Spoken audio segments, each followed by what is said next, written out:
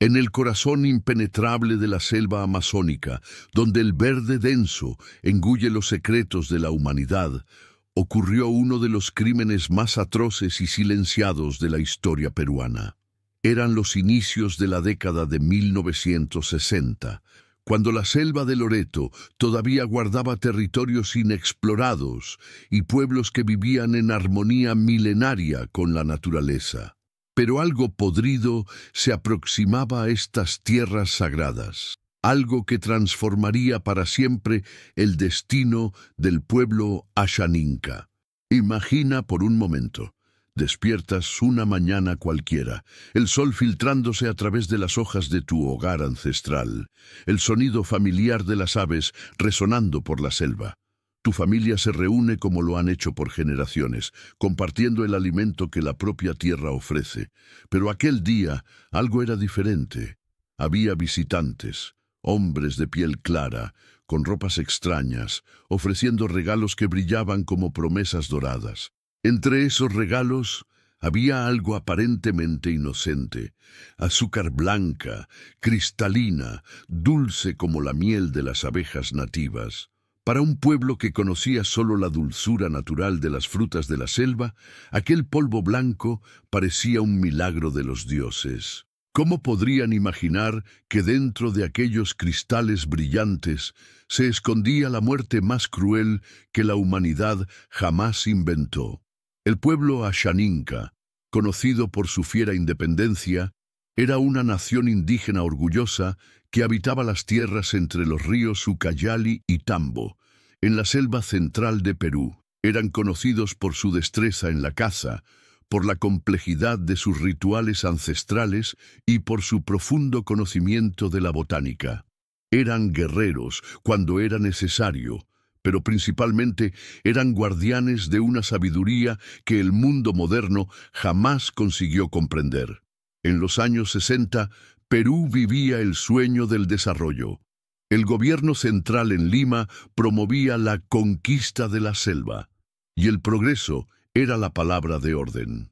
Pero ese progreso tenía un precio, y quienes lo pagaron fueron los pueblos que estaban en el camino de la civilización.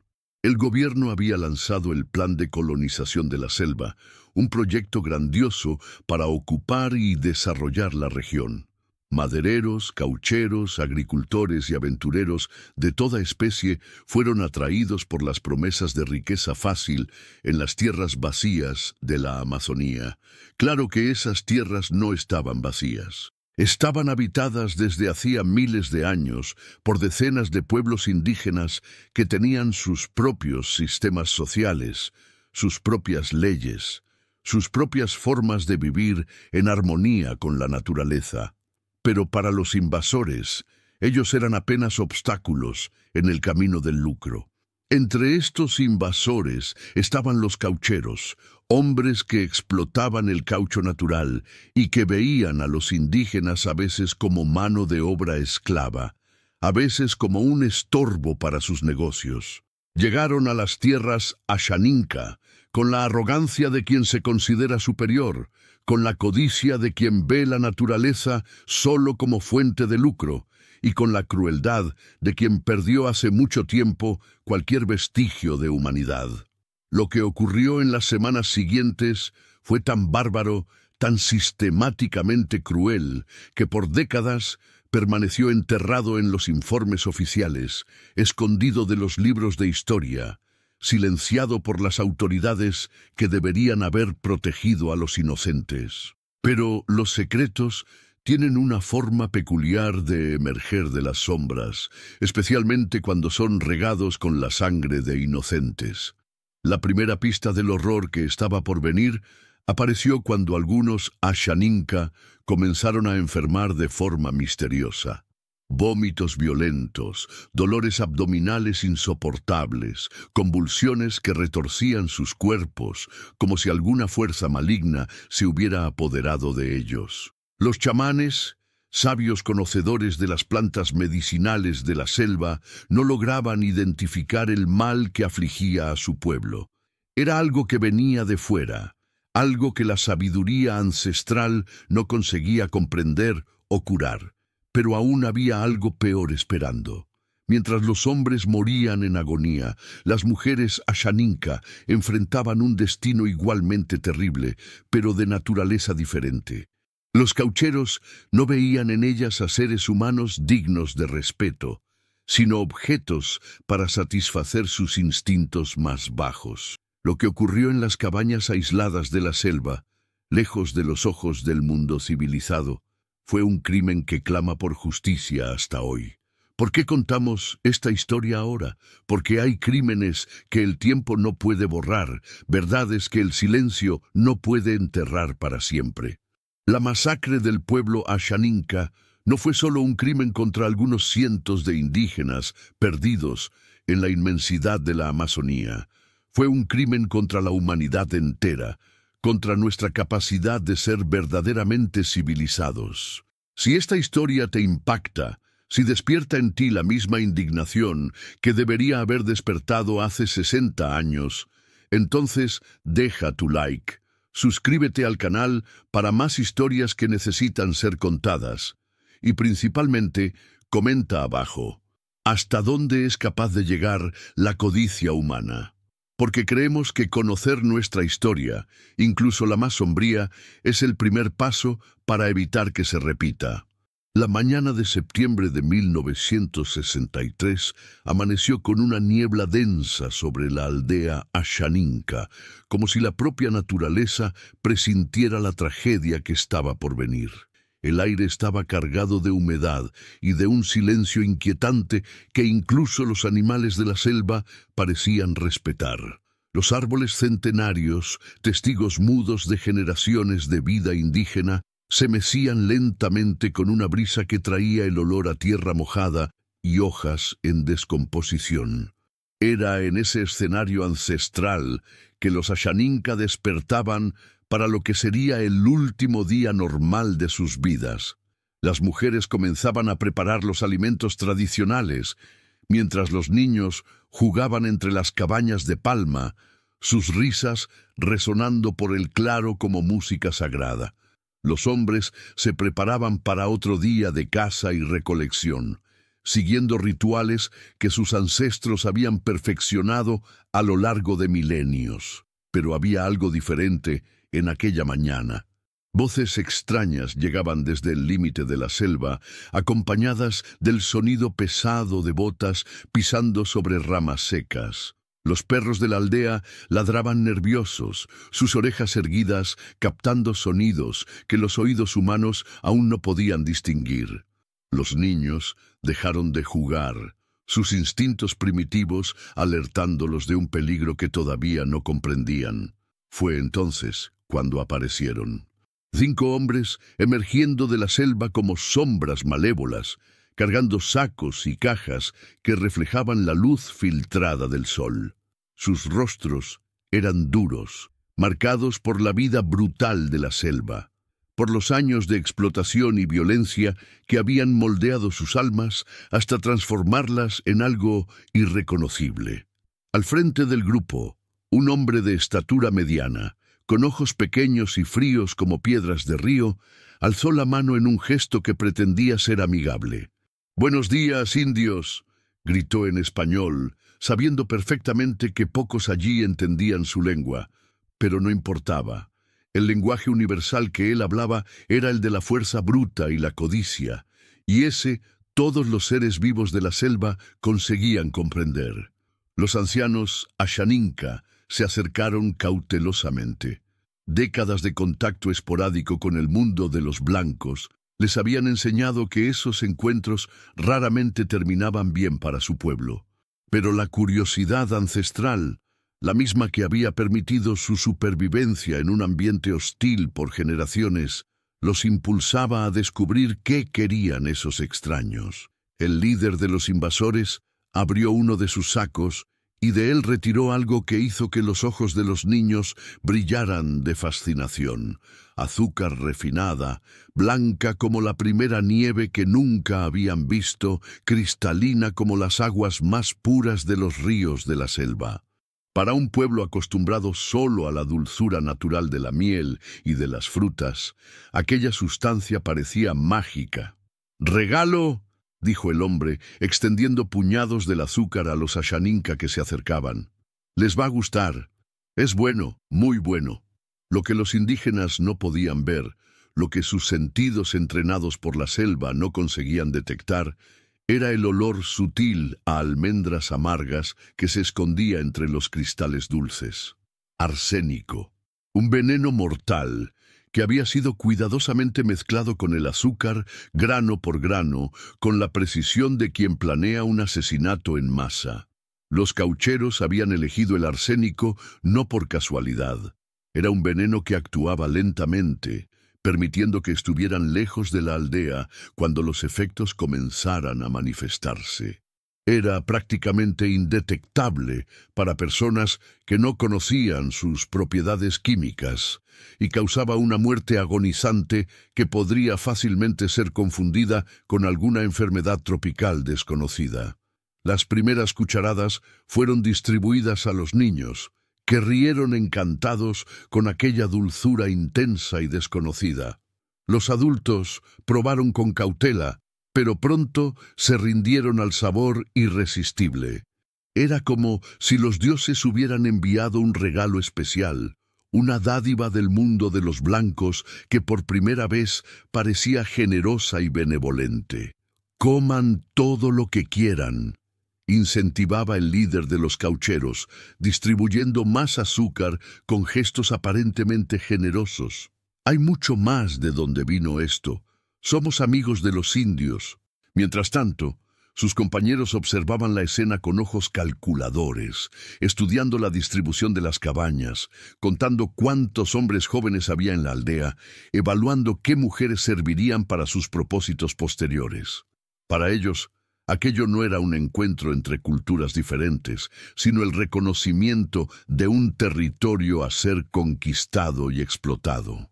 El jefe Ashaninka, un hombre anciano, con la sabiduría grabada en las arrugas profundas de su rostro, aceptó el azúcar con la cortesía tradicional de su pueblo, pero sus ojos mantenían la cautela ancestral. Había algo en el comportamiento de aquellos hombres que no encajaba con sus palabras amigables. Sus gestos eran demasiado tensos, sus sonrisas no llegaban a los ojos, y había una urgencia en sus movimientos que no se correspondía con la generosidad que proclamaban. Pero era demasiado tarde para la desconfianza. El azúcar había sido consumido por decenas de personas, niños, adultos, ancianos. Cada cristal que se disolvía en la saliva llevaba consigo la promesa de una muerte lenta y dolorosa. En pocas horas, los primeros síntomas comenzarían a aparecer: vómitos violentos, dolores abdominales insoportables, convulsiones que retorcerían los cuerpos como si fueran poseídos por demonios invisibles. ¿Cómo era posible que la dulzura se transformara en tanto sufrimiento? ¿Cómo seres humanos podían planear fríamente la muerte de niños inocentes? Esas preguntas resonarían por la selva en los días siguientes, sin respuesta, mientras la vida se desvanecía lentamente de los cuerpos envenenados de los Ashaninka. 3 días después de la visita de los caucheros, el sonido que resonaba en la aldea Ashaninka ya no era la risa de los niños o los cantos tradicionales de los mayores. Era un lamento que parecía brotar de las propias raíces de la selva, el llanto desesperado de madres viendo a sus hijos morir sin poder hacer nada para salvarlos. Luzmila. Ese no era su nombre verdadero, pero fue así como los pocos sobrevivientes la llamaron cuando, décadas más tarde, se atrevieron a contar esta historia. Sostenía en sus brazos el cuerpo convulsionado de su hijo de 8 años. El niño, que 3 días antes había reído de alegría al probar el azúcar dulce de los hombres blancos, ahora jadeaba en agonía, sus pequeños puños cerrados en un dolor que las palabras jamás conseguirían describir. «¿Por qué los espíritus abandonaron a mi hijo?», murmuraba en su lengua ancestral, meciendo el cuerpo del niño en un intento desesperado por calmarlo. Sus lágrimas caían sobre el rostro febril del niño, mezclándose con el sudor frío que cubría su piel como rocío de la muerte. Pero Luzmila no estaba sola en su desesperación. Por toda la aldea, escenas similares se repetían como una pesadilla colectiva. Padres cargaban a hijos agonizantes hasta los chamanes, implorando por curas que no existían. Abuelas veían a nietos consumirse ante sus ojos, sin comprender qué mal invisible se había apoderado de su familia. El jefe, él mismo luchando contra los dolores que rasgaban sus entrañas, intentaba mantener el orden y buscar explicaciones para lo inexplicable. Había llamado a todos los chamanes de la región, maestros en el arte de curar con las plantas sagradas de la selva, pero ninguno de ellos reconocía aquella enfermedad. Los remedios tradicionales, hojas de copaiba para el dolor, infusiones de hierbas para el estómago, cataplasmas de plantas medicinales, nada funcionaba contra el veneno que corría por las venas de su pueblo. «Esto no es enfermedad», susurró el chamán más anciano, sus manos temblorosas, tocando la frente ardiente de un niño moribundo. «Esto es maldición de los hombres blancos. Trajeron la muerte escondida en la dulzura». La intuición del viejo sabio era correcta, pero era demasiado tarde para que esa revelación salvara vidas. El arsénico ya se había esparcido por los organismos, destruyendo células, atacando órganos vitales, transformando cuerpos sanos en campos de batalla perdidos contra un enemigo invisible. Luzmila se negaba a aceptar lo inevitable. Cuando su hijo finalmente dejó de respirar en sus brazos, al amanecer del cuarto día, ella no lloró. En cambio, algo más poderoso y peligroso nació en su corazón, una sed de justicia que quemaba más intensamente que cualquier fiebre. Envolvió el pequeño cuerpo en tejidos tradicionales y lo depositó junto a los otros que ya habían partido. Pero mientras la comunidad se preparaba para los rituales funerarios, Luzmila tomó una decisión que cambiaría su vida para siempre. Iría tras los hombres que le habían hecho esto a su pueblo. ¿A dónde fueron los asesinos?, preguntó a los pocos hombres que aún tenían fuerzas para mantenerse en pie. Alguien vio qué dirección tomaron. El esposo de Luzmila, también enfermo pero menos afectado por el veneno, intentó disuadirla. «Es peligroso, mujer. Tienen armas de los blancos. Nos matarán si descubren que sabemos la verdad». «Ya nos han matado», respondió ella, su voz cargada de una determinación que hacía que los propios árboles de la selva se inclinaran en respeto. «Mataron a nuestros hijos, a nuestros ancianos, a nuestros sueños. ¿Qué más pueden quitarnos?». Era una pregunta que muchas madres a lo largo de la historia ya habían hecho. Madres que vieron a sus hijos partir a guerras que no comprendían.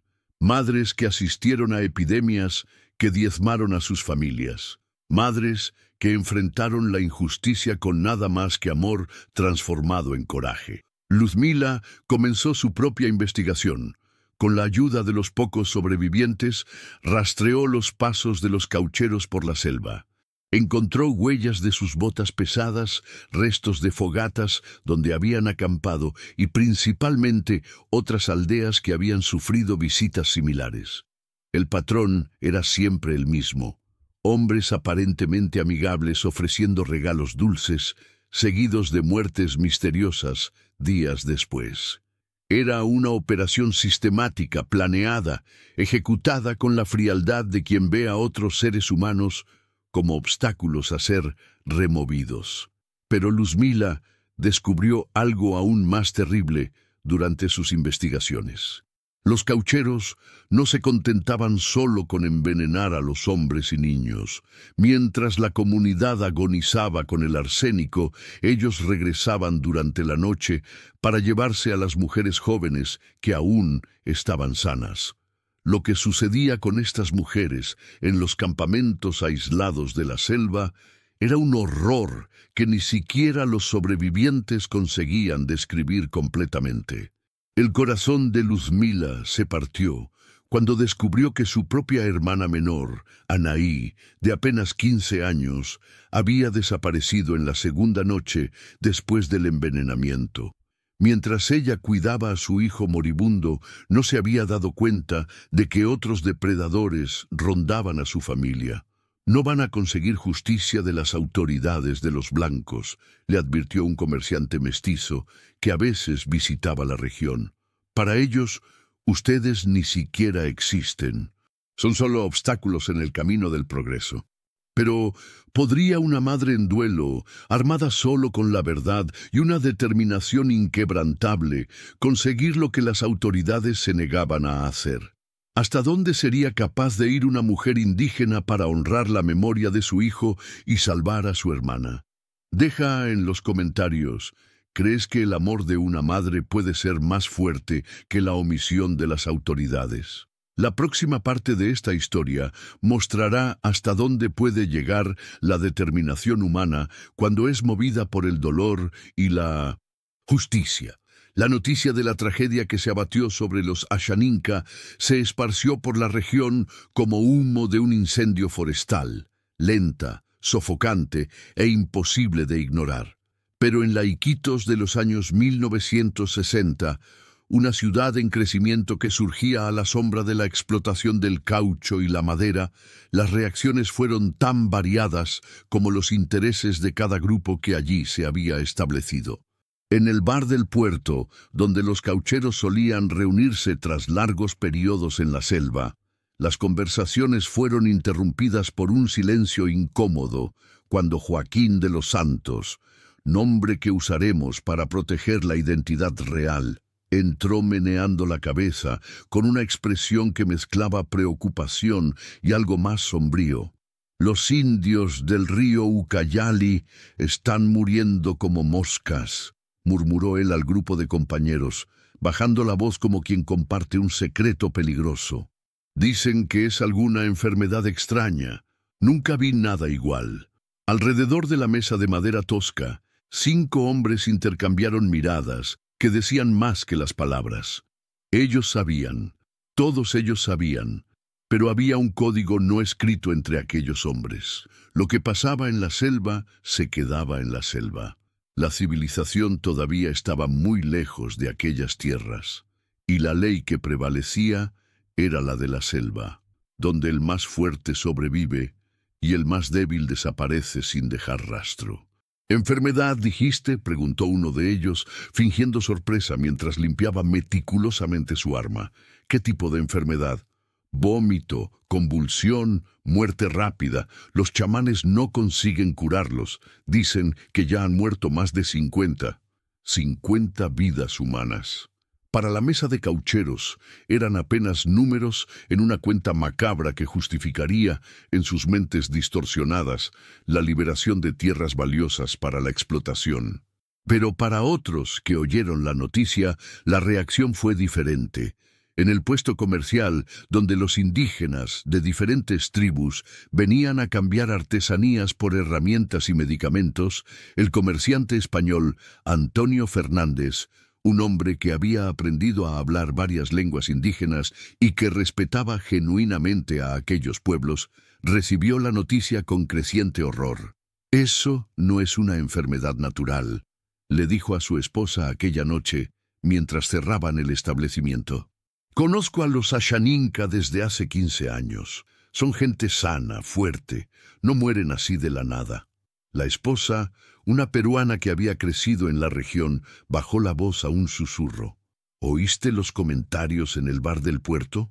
Algunos hombres andan diciendo cosas extrañas. Dicen que el problema de los indios se va a resolver pronto». Antonio sintió un escalofrío en la espalda. Él sabía qué tipo de solución aquellos hombres consideraban apropiada para el problema indígena. Ya había visto a otras tribus simplemente desaparecer de la región, sin explicación oficial, sus tierras rápidamente ocupadas por madereros y hacendados. Pero lo que más le perturbaba era la actitud de las autoridades locales. El subprefecto, un hombre joven recién llegado de Lima, parecía decidido a no ver, no oír y no hablar sobre cualquier problema que involucrara a los indígenas. Cuando Antonio intentó reportar sus sospechas, fue recibido con una sonrisa condescendiente y una respuesta que lo heló hasta los huesos. «Escuche, español, usted todavía es nuevo por aquí. Esas tribus siempre han tenido problemas con enfermedades. Es el precio que pagan por vivir como salvajes, sin higiene, sin medicina moderna. La naturaleza solo está siguiendo su curso». Era una mentira conveniente que permitía a todos dormir en paz, fingiendo que no eran cómplices de un genocidio que ocurría justo debajo de sus narices. Entre los propios pueblos indígenas de la región, la noticia causó olas de miedo y división. Los Shipibo, tradicionales rivales de los Ashaninka, inicialmente recibieron la noticia con cierta satisfacción. Viejas disputas territoriales hacían que vieran la desgracia del pueblo vecino como una oportunidad. Pero cuando los sobrevivientes Ashaninka comenzaron a llegar a los territorios Shipibo, llevando consigo relatos detallados del envenenamiento, la actitud cambió rápidamente. El jefe Shipibo, un hombre sabio llamado Kesten, convocó un consejo de guerra urgente. «Si les hicieron esto a los Ashaninka», dijo a los guerreros reunidos, «nos lo harán a nosotros también. Los hombres blancos no ven la diferencia entre nosotros. Para ellos, todos somos obstáculos iguales». La paranoia se instaló entre las tribus. Algunos grupos se aislaron completamente, rechazando cualquier contacto con no indígenas. Otros formaron alianzas defensivas, creando redes de comunicación para alertar sobre la presencia de caucheros sospechosos. Pero también estaban aquellos que eligieron el silencio por miedo. Pequeños comerciantes que dependían del dinero de los caucheros para sobrevivir. Funcionarios públicos que sabían que hacer preguntas inconvenientes podría costarles el empleo o algo peor. Residentes locales que preferían fingir ignorancia a involucrarse en una situación que podría poner a sus propias familias en riesgo. El médico de la ciudad, el doctor Enrique Cárdenas, era una figura particularmente controvertida en este escenario. Cuando algunos de los sobrevivientes Ashaninka más gravemente heridos fueron traídos ante él, su diagnóstico fue sorprendentemente evasivo. «Desnutrición aguda», escribió en el informe oficial, a pesar de que todos los síntomas apuntaban claramente a envenenamiento por arsénico, causada por hábitos alimenticios inadecuados y falta de cuidados médicos básicos. Pero su enfermera, una mujer valiente llamada Isabel, no pudo quedarse callada. Había visto los síntomas típicos de envenenamiento durante su formación y sabía reconocer cuando alguien mentía para encubrir un crimen. «Doctor», le dijo una tarde cuando estaban solos en la clínica, «esos indios no murieron de desnutrición. Alguien los envenenó, y si no hacemos nada, volverá a ocurrir». El médico la miró con ojos fríos. «Isabel, usted es una buena enfermera, pero no entiende cómo funcionan las cosas por aquí. Hay fuerzas en juego que son más grandes que nosotros. Si valora su empleo y su seguridad, le sugiero que se concentre en cuidar a los pacientes y deje las investigaciones para quienes tienen la autoridad para hacerlas». Así era como la conspiración del silencio se perpetuaba, cada persona pasando la responsabilidad a la siguiente, hasta que no quedaba nadie dispuesto a enfrentar la verdad. Una semana después de la tragedia, cuando el olor dulce y nauseabundo de la muerte finalmente comenzó a disiparse de la aldea Ashaninka, los pocos sobrevivientes que aún tenían fuerzas para caminar iniciaron algo que nunca imaginaron tener que hacer: investigar su propia destrucción. La aldea, que una semana antes pulsaba con la vida de más de 200 personas, ahora parecía un escenario de película de terror. Cabañas abandonadas con pertenencias esparcidas por el suelo, como si sus dueños se hubieran simplemente evaporado en medio de sus actividades cotidianas. Ollas de barro todavía contenían restos de comida que nadie había terminado de preparar. Hamacas se mecían vacías en el viento, cargando solo el eco de sueños interrumpidos. Pero eran los detalles menores los que más perturbaban a quien se aventuraba por la aldea fantasma. Luzmila, todavía movida por la determinación inquebrantable de descubrir la verdad sobre la muerte de su hijo, fue la primera en notar algo extraño en el centro del claro, donde los caucheros habían distribuido el azúcar envenenado. La tierra allí estaba marcada por un patrón circular quemado, como si algo muy caliente se hubiera dejado en el suelo por horas, pero no había señales de fogata, ni cenizas, ni carbón. Solo una marca perfectamente circular de aproximadamente 2 metros de diámetro, donde la hierba había muerto y la tierra tenía una coloración extraña, casi grisácea. «¿Qué hicieron aquí?», murmuró ella, arrodillándose para examinar la marca más de cerca. Cuando tocó la tierra con los dedos, sintió una textura granulosa y un olor ligeramente metálico que le era desconocido. Aún más extraños eran los rastros dejados por los asesinos. Las huellas de las botas pesadas eran claramente visibles en el lodo seco alrededor de la aldea, pero seguían un patrón extraño. En lugar de simplemente entrar en la aldea, distribuir el veneno y partir, los rastros mostraban que los hombres habían circulado por el área varias veces, como si estuvieran ejecutando un plan muy específico y ensayado. Más perturbador era el hecho de que algunas de esas huellas llevaban a las cabañas donde vivían las mujeres solteras de la tribu. Cabañas que ahora estaban conspicuamente vacías, sus ocupantes desaparecidas sin dejar rastro de lucha o resistencia. ¿Cómo 5 hombres lograron llevarse a 15 mujeres jóvenes sin que nadie oyera gritos o pedidos de socorro?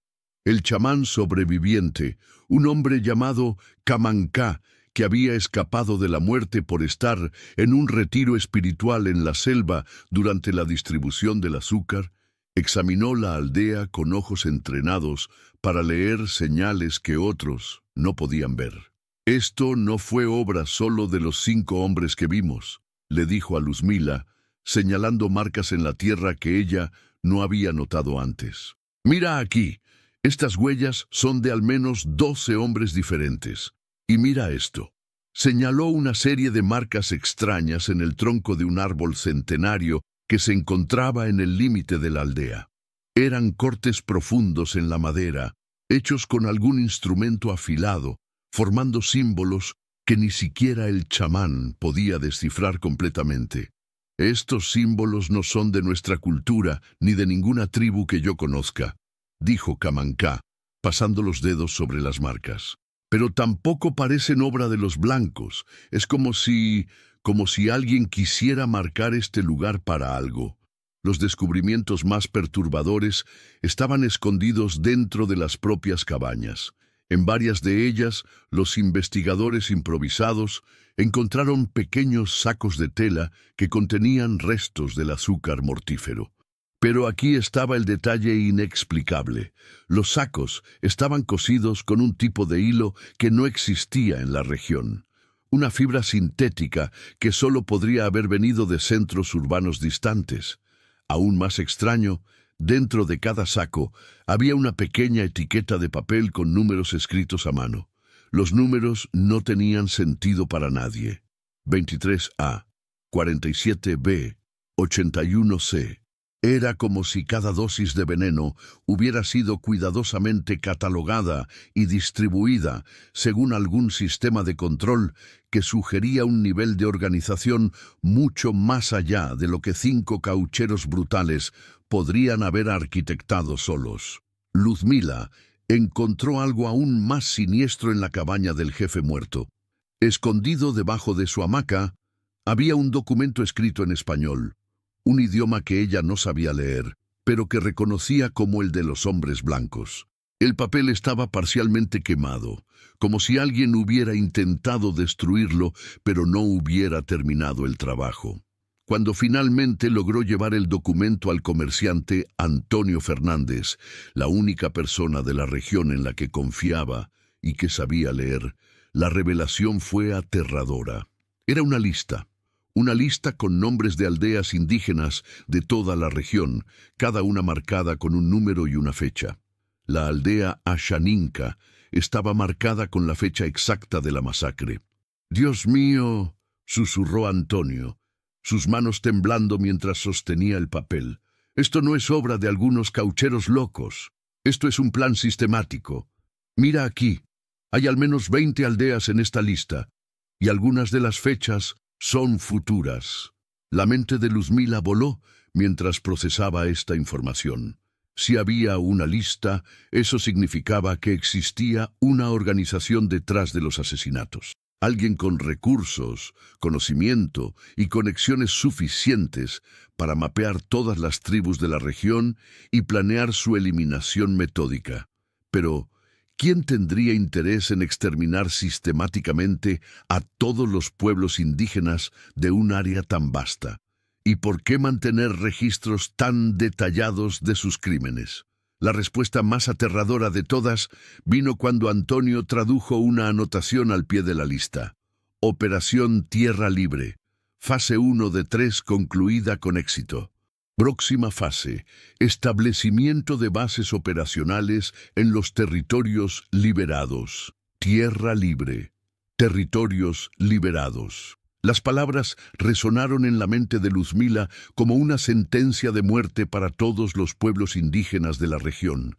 No se trataba solo de venganza o brutalidad aleatoria, era limpieza étnica planeada y ejecutada con precisión militar. Pero si esto era verdad, si realmente había una operación organizada para exterminar a todos los indígenas de la región, entonces una pregunta terrible se imponía. ¿Quién tenía el poder suficiente para organizar algo de esta magnitud? ¿Y por qué las autoridades no solo fallaban en investigar, sino que activamente colaboraban con su encubrimiento? 2 meses después de la masacre, cuando las primeras lluvias de la temporada lavaron la sangre seca de la tierra Ashaninka, llegó a Iquitos un hombre que cambiaría completamente el rumbo de la investigación, o al menos eso era lo que todos esperaban. El fiscal especial Augusto Mendoza desembarcó del pequeño avión militar con un maletín de cuero marrón bajo el brazo y la expresión seria de quien venía a resolver un problema complicado. «Finalmente, alguien del gobierno central ha venido a investigar de verdad», le susurró el comerciante Antonio a su esposa, observando desde la ventana de su establecimiento mientras el fiscal era recibido por las autoridades locales. «Quizás ahora tengamos justicia para los Ashaninka». Luzmila, que había pasado semanas viviendo en la selva, siguiendo rastros y recolectando evidencias con la determinación obsesiva de una madre en duelo, finalmente se permitió sentir una chispa de esperanza. Cuando supo de la llegada del investigador de Lima, reunió todos los documentos y evidencias que había recolectado y se dirigió a la prefectura. Pero la recepción que recibió fue muy diferente de lo que esperaba. «La India dice que tiene pruebas sobre el caso», anunció el subprefecto a Mendoza con un tono que mezclaba desdén y diversión. «No habla bien el español, pero insiste en que sabe quién mató a su tribu». Mendoza examinó a Luzmila con ojos calculadores como si ella fuera un insecto interesante pero irrelevante. «Déjeme ver esas evidencias», dijo, extendiendo la mano hacia los papeles que ella llevaba cuidadosamente envueltos en grandes hojas de la selva. Entre los documentos estaba la lista parcialmente quemada, con los nombres de las aldeas marcadas para el exterminio, la prueba más contundente de que había una operación sistemática en marcha. Mendoza examinó el papel por largos minutos, su expresión permaneciendo neutral. «¿Dónde encontró esto exactamente?», preguntó él. «Cabaña del jefe muerto», respondió Luzmila en su español quebrado, pero determinada a ser entendida. «Hombres quemaron, pero no terminaron. Papel dice nombres, aldeas, fechas. Mi aldea está allí». Mendoza dobló el papel cuidadosamente y lo guardó en su maletín. «Muy bien, investigaré esto a fondo». Luego, volviéndose hacia el subprefecto, añadió: «Puede despachar a la India. Yo me encargo del caso a partir de ahora». Era exactamente lo que Luzmila quería oír. Finalmente, alguien con autoridad real iba a investigar la masacre de su pueblo. Salió de la prefectura con más esperanza en el corazón de la que había sentido desde aquella mañana terrible. Pero la investigación de Mendoza siguió un rumbo completamente inesperado. En lugar de buscar a los caucheros que habían sido vistos en la aldea, concentró sus esfuerzos en una teoría completamente diferente: conflicto intertribal. Según su informe preliminar, los Ashaninka habían sido víctimas de un ataque brutal de tribus rivales, que habían usado veneno de plantas locales para eliminar a sus enemigos. Los indios siempre han estado en guerra unos con otros, explicó en una reunión con las autoridades locales. Está en su naturaleza salvaje. Lo que pasó con los Ashaninka fue solo un episodio más de esa violencia primitiva. Para sostener esta teoría, Mendoza pasó 2 semanas interrogando a líderes de otras tribus de la región, especialmente a los Shipibo, tradicionales rivales de los Ashaninka. Sus preguntas estaban cargadas de presuposiciones. ¿Cuántas veces han atacado a los Ashaninka en los últimos años?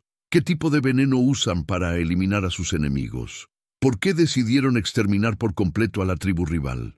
El jefe Shipibo, Kesten, se indignó con las acusaciones. Nosotros luchamos con los Ashaninka por territorio, por agua, por caza, dijo a través de un intérprete.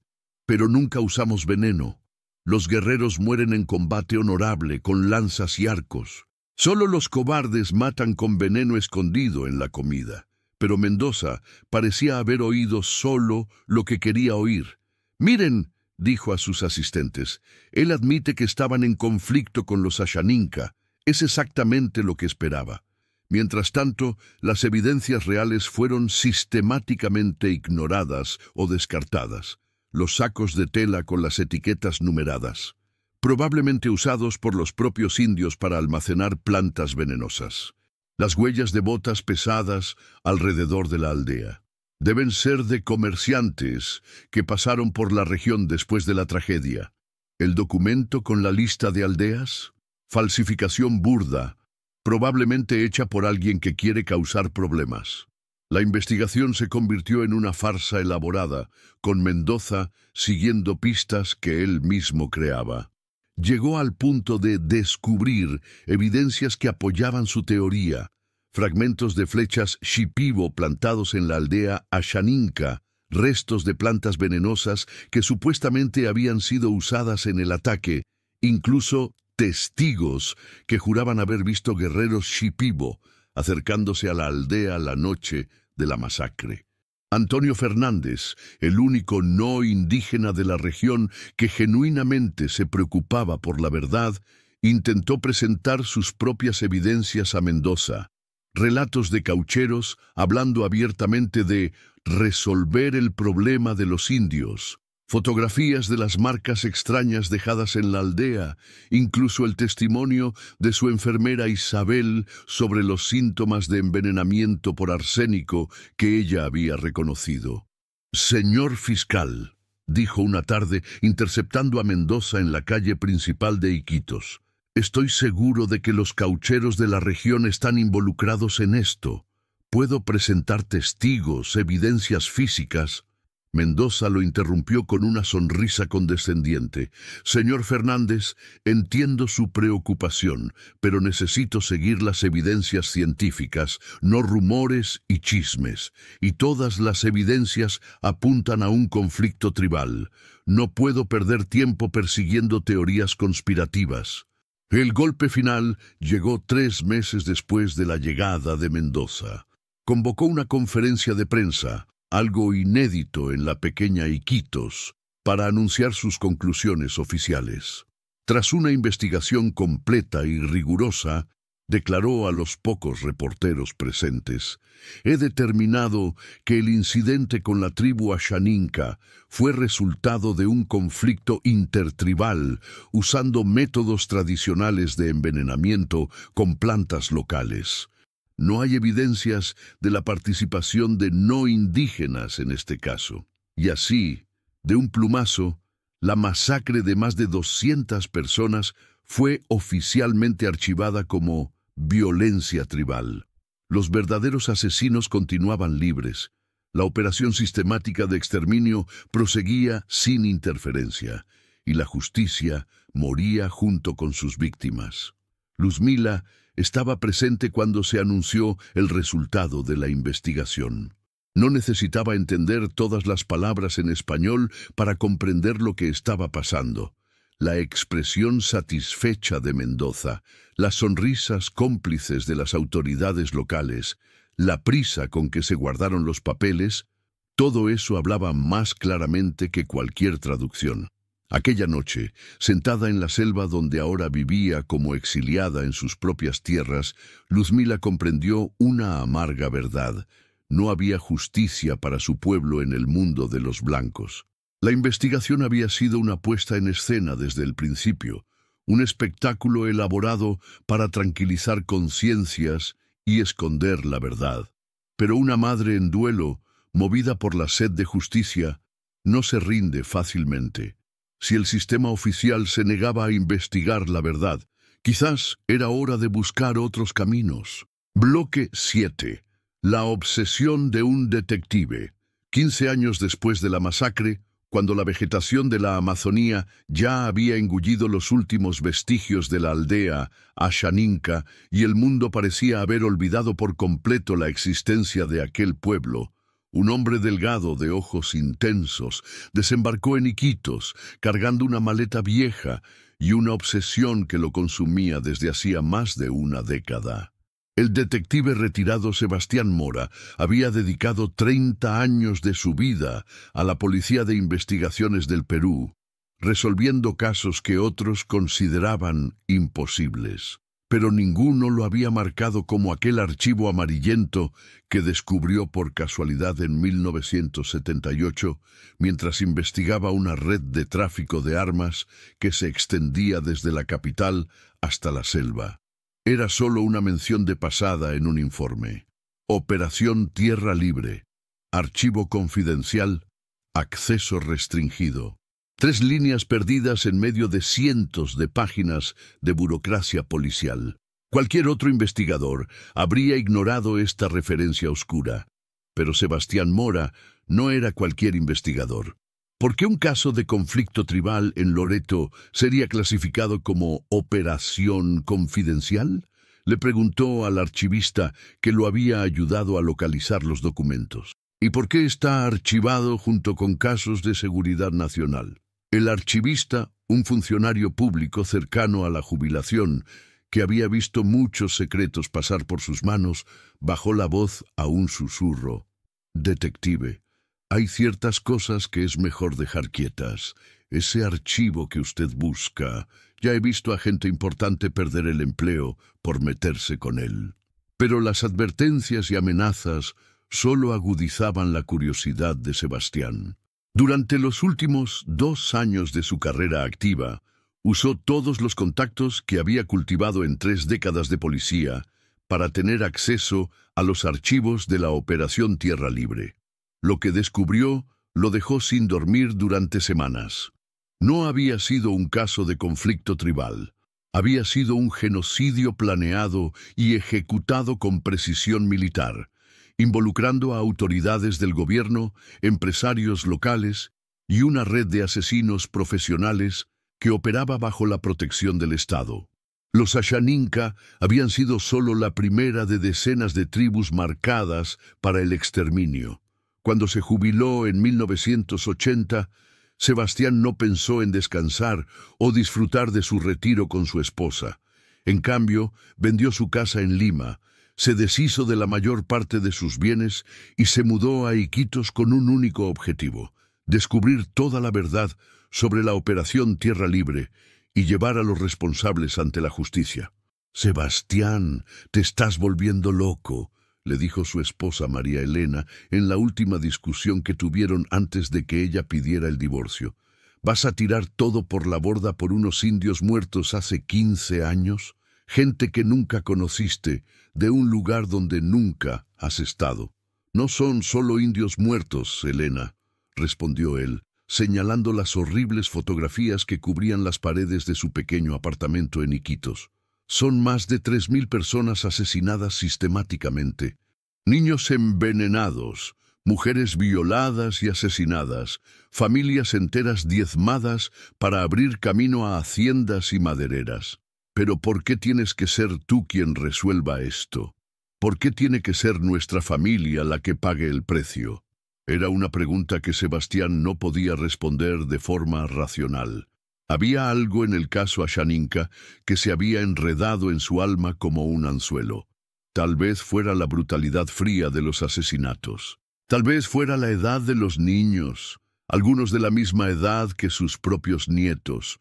O tal vez fuera simplemente el hecho de que crímenes tan atroces habían sido no solo cometidos, sino oficialmente encubiertos y olvidados. En los 5 años siguientes, Sebastián se transformó en una versión peruana de Ahab, persiguiendo a su ballena blanca. Gastó todos sus ahorros viajando por la región, entrevistando a sobrevivientes, recolectando evidencias que las investigaciones oficiales habían ignorado, mapeando la red de complicidad que había permitido que el genocidio ocurriera. Dormía en hoteles baratos o en la casa de informantes, comía mal, descuidaba su salud y gradualmente fue perdiendo contacto con viejos amigos que no entendían su obsesión. Su apartamento en Iquitos se convirtió en una especie de museo macabro del horror. Paredes cubiertas con fotografías, mapas, cronologías detalladas y miles de documentos organizados según un sistema que solo él comprendía. Fue durante esta investigación obsesiva que Sebastián finalmente encontró a Luzmila. La mujer Ashaninka, ahora con más de 50 años, vivía en una pequeña casa en las afueras de un pueblo cerca del río, manteniéndose como curandera y partera para las comunidades rurales de la región. 20 años de dolor habían grabado arrugas profundas en su rostro, pero sus ojos aún ardían con la misma intensidad de aquellos primeros días después de la masacre. «¿Por qué quieres saber sobre mi gente muerta?», le preguntó en un español que había perfeccionado a lo largo de los años. «¿Por qué otro hombre blanco viene a hacerme preguntas sobre cosas que nadie quiere oír?». Sebastián le mostró las fotografías de los documentos que había recolectado, las evidencias que probaban que la masacre había sido parte de un plan mayor. Por primera vez en 2 décadas, Luzmila vio a alguien que realmente creía en su versión de los hechos. «¿Vas a conseguir justicia para mi hijo?», preguntó ella, sus manos temblando ligeramente mientras sostenía una fotografía amarillenta del niño muerto. «Lo intentaré», respondió Sebastián, «pero necesito tu ayuda. Necesito que me cuentes todo desde el principio, cada detalle que recuerdes». Y así comenzó una asociación improbable entre un exdetective obsesionado y una madre en duelo que había pasado 20 años esperando justicia. Durante semanas, Luzmila contó su historia con detalles que había guardado en la memoria como reliquias preciosas. Cada nombre, cada fecha, cada evidencia que había recolectado en los primeros días después de la masacre. Pero a medida que avanzaba en sus investigaciones, Sebastián descubrió algo que lo dejó aún más perturbado. La operación Tierra Libre no había terminado con la masacre de los Ashaninka. Había continuado por años, perfeccionando sus métodos, expandiendo su alcance, eliminando sistemáticamente a pueblos indígenas en toda la selva central peruana. Y lo más aterrador de todo, algunas de las personas involucradas en la operación todavía estaban vivas, todavía estaban en posiciones de poder, todavía estaban protegidas por el mismo sistema que había encubierto los crímenes originales. «Sebastián», le dijo Luzmila una tarde, cuando él le mostró una lista actualizada de los sospechosos, «¿te das cuenta de que esta gente intentará matarte si descubren lo que sabes?». Él la miró con una sonrisa triste. «Luzmila, ellos ya mataron todo lo importante que tenía en la vida. Mi esposa me dejó, mis hijos ya no me hablan, mi carrera se acabó. ¿Qué más pueden quitarme?». Era la pregunta de un hombre que había elegido la justicia en lugar de la felicidad, la verdad en lugar de la seguridad. Pero, ¿sería su obsesión suficiente para derrotar una conspiración que había permanecido intacta por más de 2 décadas? En marzo de 1985, un descubrimiento científico revolucionario cambiaría para siempre la forma en que los crímenes antiguos podrían ser investigados. El doctor Kary Mullis, trabajando en laboratorios en California, había desarrollado una técnica llamada PCR, reacción en cadena de la polimerasa, que permitía amplificar microscópicas cantidades de ADN hasta hacerlas detectables y analizables. Pero fue otra innovación científica, menos glamorosa pero igualmente revolucionaria, la que le daría a Sebastián Mora la herramienta que necesitaba para finalmente probar sus teorías sobre la masacre Ashaninka. La espectrometría de masas con plasma acoplado inductivamente, una técnica que permitía detectar elementos químicos en concentraciones miles de veces menores de lo que era posible antes. La noticia llegó a Sebastián a través de una fuente improbable. El doctor Carlos Mendoza, un químico forense argentino que se había refugiado en Perú tras ser perseguido por la dictadura militar en su país. Había leído sobre las investigaciones de Sebastián en los periódicos locales de Iquitos. Él mismo era especialista en envenenamientos masivos. Había investigado casos similares durante los años de plomo en Argentina y quedó intrigado por las similitudes. «Señor Mora», dijo por teléfono una tarde de abril, «leí sobre sus investigaciones en el caso de los indios Ashaninka. Soy químico forense y creo que puedo ayudarlo a probar científicamente lo que ocurrió en esa aldea». El encuentro entre los dos tuvo lugar en una cafetería discreta en el centro de Iquitos. El doctor Mendoza, un hombre de unos 50 años con cabello canoso y ojos que habían visto demasiados horrores, examinó cuidadosamente los documentos y evidencias que Sebastián había recolectado a lo largo de los años. 22 años, murmuró, estudiando las fotografías de la aldea abandonada. En condiciones normales, sería imposible encontrar rastros de arsénico después de tanto tiempo. Pero la Amazonía no son condiciones normales. El suelo ácido, la humedad constante, la temperatura estable. Es posible que todavía existan trazas. La propuesta del doctor Mendoza era audaz. Usar la nueva tecnología de espectrometría de masas para analizar muestras de suelo recolectadas en el lugar exacto donde los caucheros habían distribuido el azúcar envenenado. Si sus sospechas eran correctas, aún sería posible detectar concentraciones anómalas de arsénico que probarían definitivamente que había ocurrido un envenenamiento intencional. «Pero voy a necesitar equipos muy caros», advirtió el químico.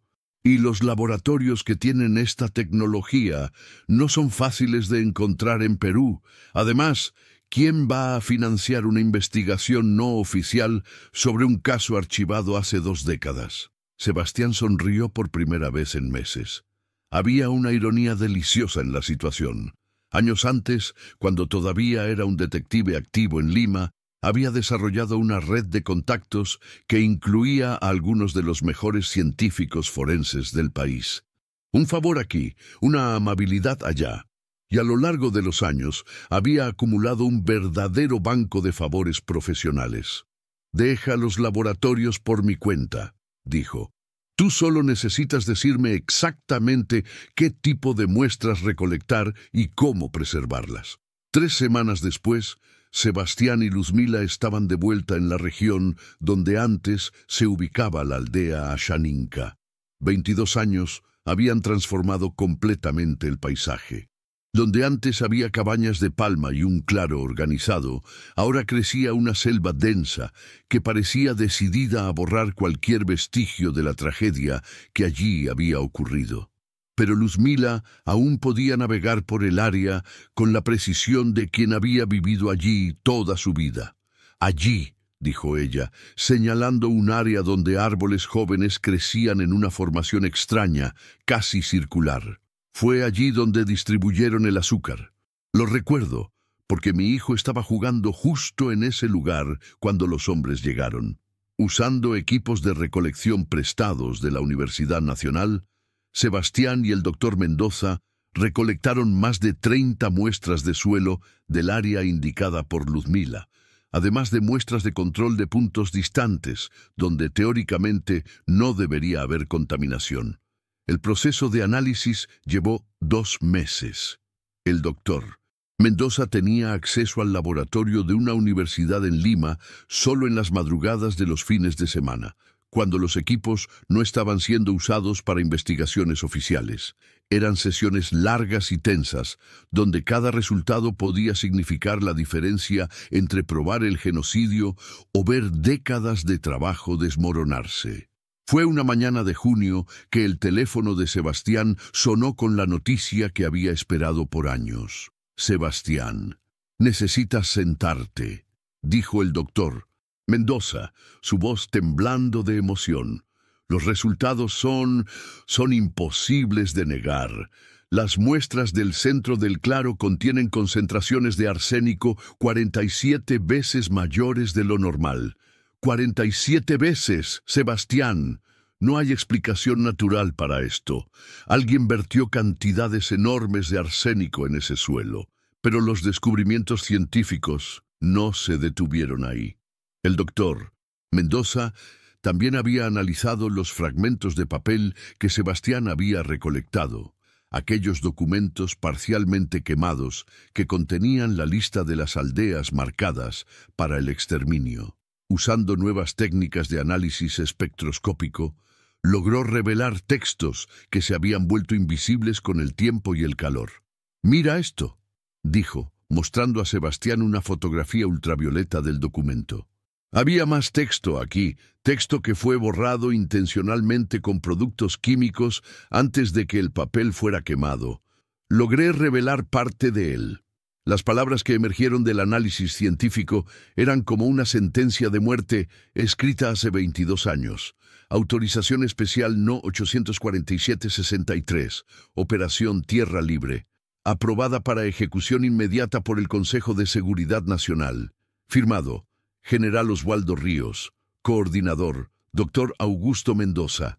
Dr. Augusto Mendoza, el mismo fiscal especial que había conducido la investigación fraudulenta sobre la masacre, que había creado las falsas evidencias de conflicto intertribal, que había archivado el caso como violencia primitiva entre salvajes.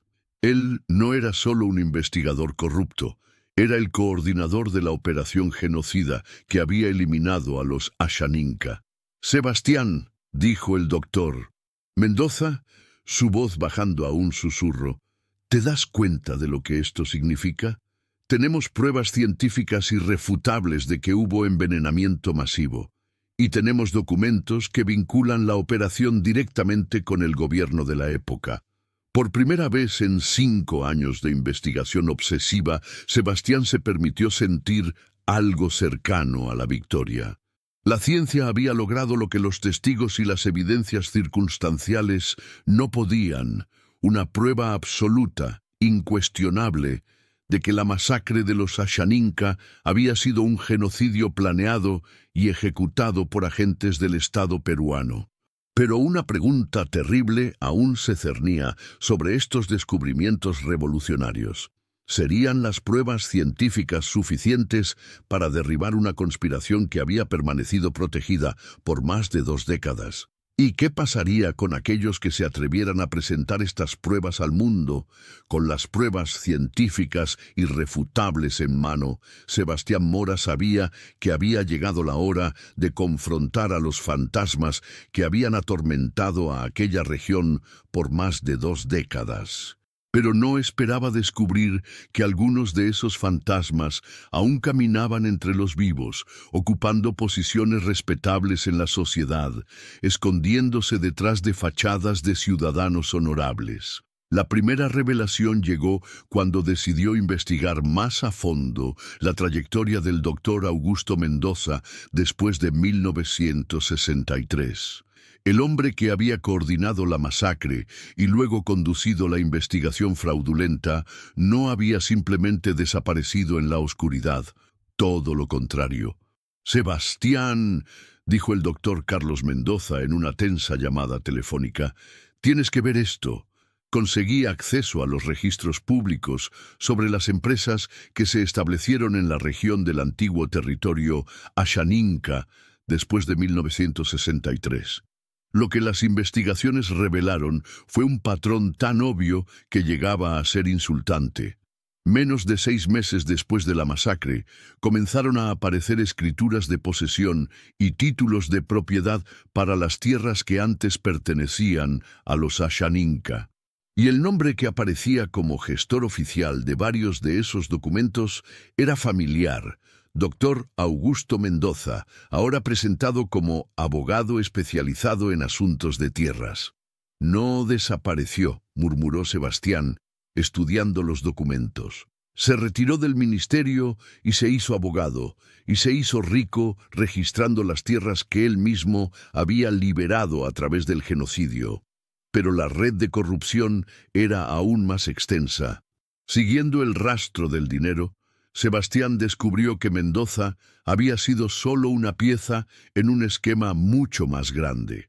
Las tierras liberadas por el exterminio de los Ashaninka habían sido vendidas a precios irrisorios a un grupo específico de empresarios, que luego las revendieron por valores astronómicos a grandes corporaciones nacionales e internacionales. Entre los beneficiarios originales de este esquema sanguinario estaba un nombre que heló la sangre de Sebastián: Coronel Juan Batista Ferreira.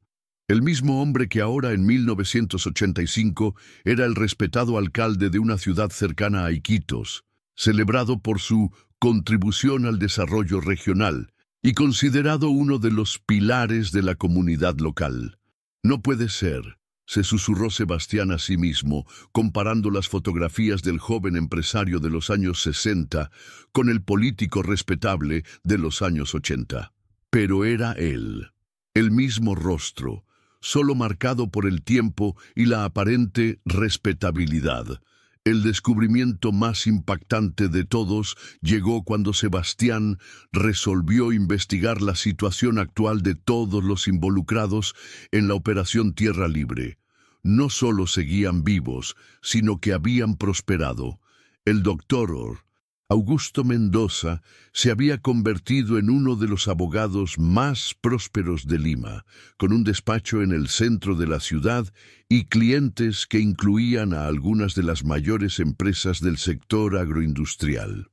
El coronel Ferreira había construido un imperio inmobiliario y político que se extendía por toda la región de Loreto. Pero lo más perturbador era que nunca habían intentado esconder sus identidades o desaparecer. Al contrario, habían construido reputaciones sólidas como ciudadanos ejemplares, benefactores de la comunidad, defensores del progreso y la civilización. «Estaban escondidos a la vista de todos», le dijo Sebastián a Luzmila una tarde cuando se encontraron en la casa de ella. «Durante 22 años, los hombres que masacraron a tu pueblo han estado aquí, en la misma región, construyendo fortunas sobre las tierras bañadas con sangre Ashaninka». Luzmila, ahora una mujer de más de 50 años, que había aprendido a leer y escribir durante sus décadas de exilio, examinó cuidadosamente las fotografías y documentos. Sus manos temblaban ligeramente, pero su voz permaneció firme. «Conozco a ese hombre», dijo, señalando una foto antigua del coronel Ferreira. «Él estaba en la aldea el día de la masacre. Recuerdo sus ojos. Eran fríos como una piedra. Era la confirmación que faltaba. No solo el vínculo documental entre los crímenes y los beneficiarios, sino el testimonio directo de alguien que había sobrevivido a aquel día terrible». Sebastián decidió que era hora de una confrontación directa. No habría más investigaciones silenciosas ni recolección discreta de evidencias. Había llegado el momento de mirar a los ojos a los hombres que habían ordenado el exterminio de niños inocentes y preguntar, ¿por qué? La oportunidad surgió un viernes de agosto, durante una ceremonia pública donde el coronel Ferreira inauguraba una nueva escuela en su ciudad, una escuela construida, cruel ironía, en un área que había pertenecido a los territorios tradicionales de los Ashaninka.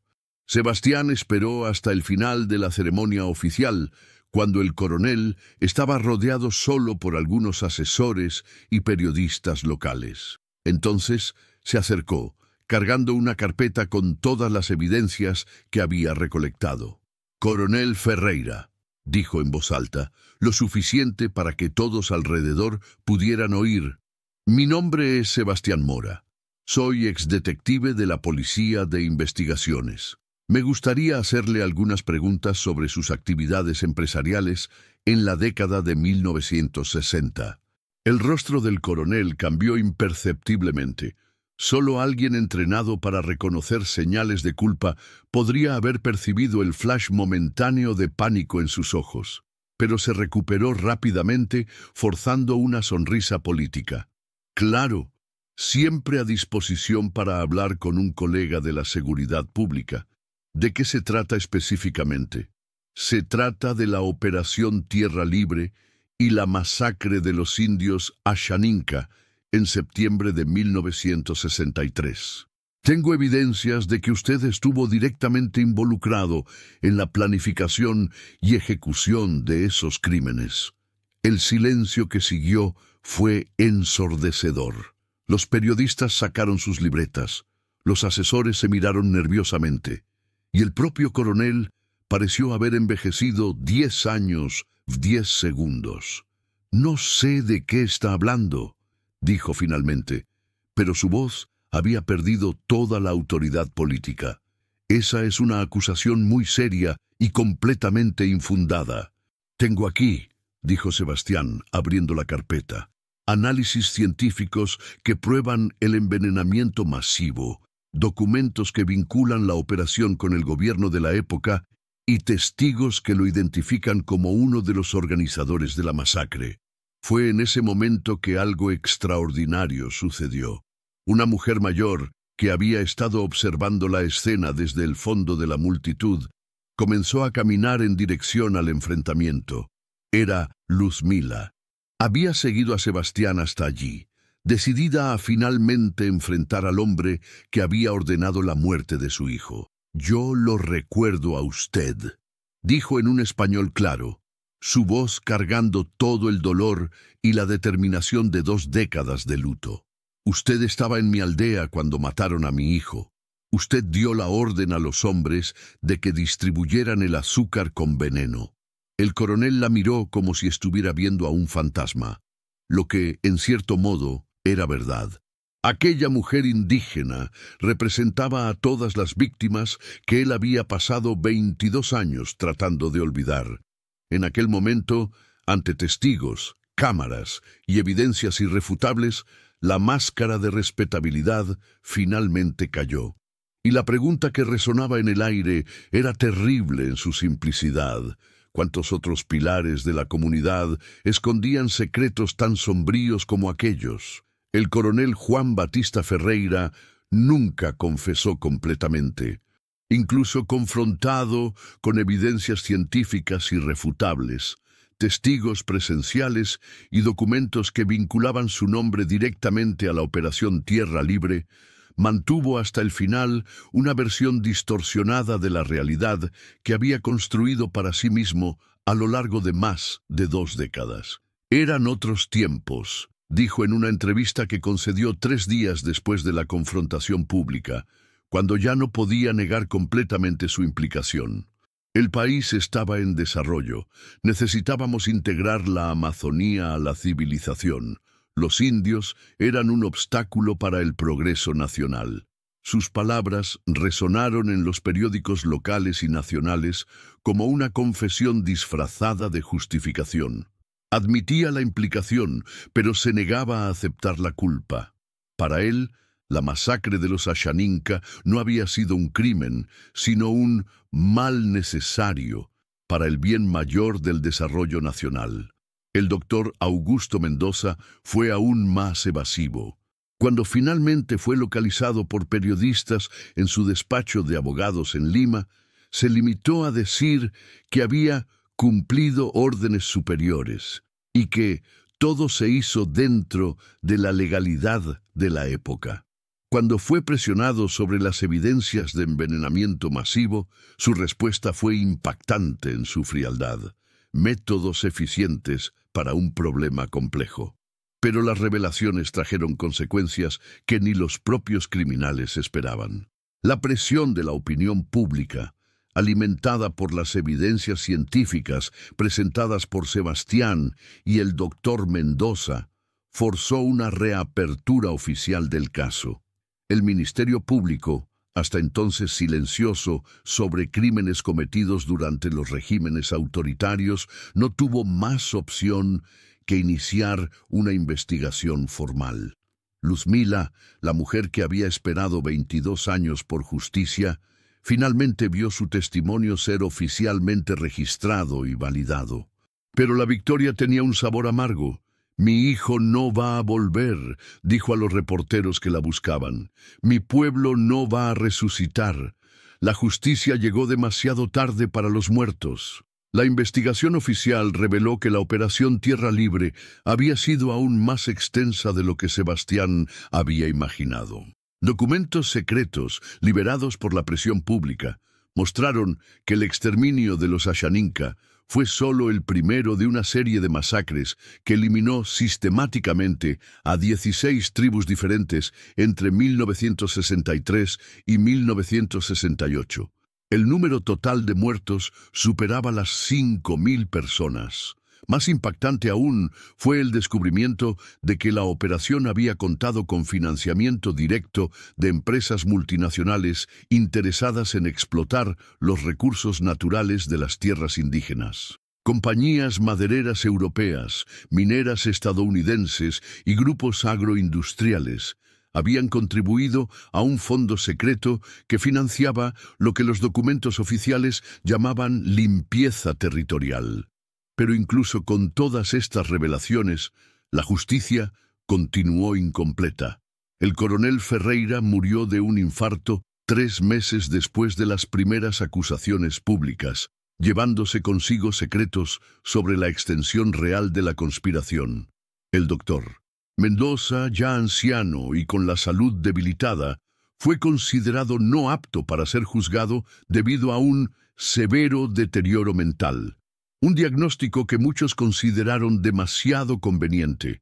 Otros involucrados en la operación simplemente desaparecieron. Algunos huyeron al extranjero, protegidos por redes de contactos que habían construido durante décadas de impunidad.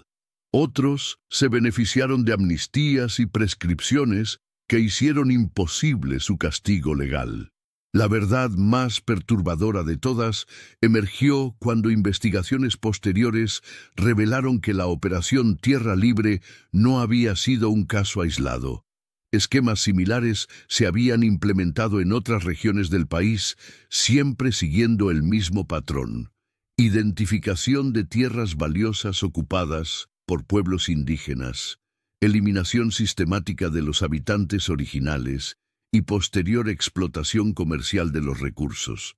Sebastián Mora, el exdetective que había sacrificado todo para descubrir la verdad, recibió un reconocimiento oficial por su trabajo, pero no lo celebró. «Descubrimos la verdad sobre un crimen», dijo en una entrevista final antes de retirarse definitivamente de la vida pública. Pero, ¿cuántos otros crímenes similares siguen enterrados en archivos secretos? Era una pregunta que nadie quería responder. Hoy, casi 60 años después de la masacre, la antigua región de los Ashaninka alberga prósperas plantaciones de palma aceitera y ganado. Ciudades modernas han crecido sobre los huesos no enterrados de niños indígenas. El progreso que justificó el genocidio finalmente llegó, construido literalmente sobre sangre. Un pequeño memorial fue erigido donde antes se encontraba la aldea Ashaninka, pero pocos visitantes saben interpretar su simple mensaje, en memoria de los pueblos que aquí vivieron. Las palabras no mencionan cómo murieron, quién los mató o por qué fueron asesinados. Es un monumento al olvido oficial, no a la memoria verdadera. Luzmila murió en 1995, a los 68 años, sin haber visto nunca a un solo responsable de la masacre de su pueblo ser efectivamente castigado por la justicia. Sus últimos años los dedicó a educar a jóvenes indígenas sobre la importancia de preservar la memoria de sus tradiciones y de permanecer vigilantes contra futuras amenazas.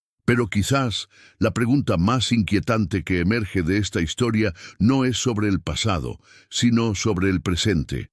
Si operaciones como Tierra Libre pudieron ocurrir con la connivencia de autoridades, empresarios y de la propia sociedad, ¿qué impide que crímenes similares estén ocurriendo ahora en algún lugar remoto de la Amazonía, lejos de los ojos de la prensa y de la justicia?